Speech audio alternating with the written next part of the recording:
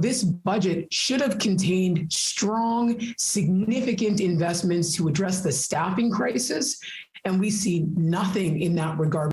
Budget 2022 saw billions of dollars invested into the province's healthcare system, but money committed to helping recruit, retain, and keep doctors and nurses in the province amounted for just a fragment of that investment. Government does not have healthcare, the healthcare and well-being of Manitobans as its top priority, and it needs to be. We have seen doctors, we have seen nurses, allied healthcare professionals leave Manitoba under this government because they're not being treated fairly, because the government has refused to invest in healthcare. Zero. That's the amount of funding increased for physician recruitment and retention programs as outlined in the 2022-23 budget. NDP health critic Azuma Azgawara says this government is failing people in Manitoba by not making proper investments in healthcare. Not only are we seeing a government that doesn't want to invest to recruit doctors and healthcare professionals, we're also seeing a government that doesn't want to invest to retain the doctors and professionals that we have. The province allocated just over $25.6 million for doctor retention and recruitment, but that figure stayed the same as last year's allocation and the same as the year before that. This at a time when the province's surgical and diagnostic backlog continues to climb, now approaching 170,000 procedures.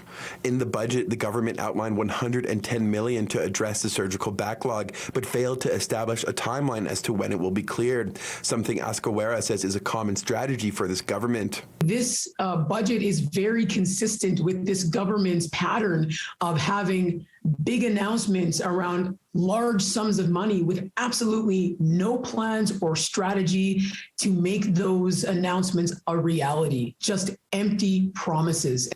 Efforts to keep and attract nurses also made up just a small portion of the budget. It outlines $4 million towards nurse retention and recruitment as burnout rates are high and nurses are in short supply. Now we're in a position that COVID has pushed us where more people are leaving the profession, and the shortage is only getting worse. U of M Associate Nursing Professor Daniel Nagel says that number falls short when it comes to attracting and keeping nurses in Manitoba.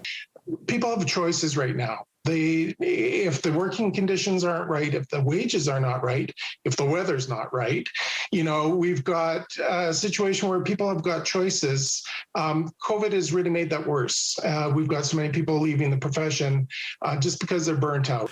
Doctors Manitoba also expressing concern, saying they've been hearing about burnout and distress among nurses, doctors, and other healthcare workers, with, quote, high numbers considering retirement, relocation to other provinces, or reducing clinical hours.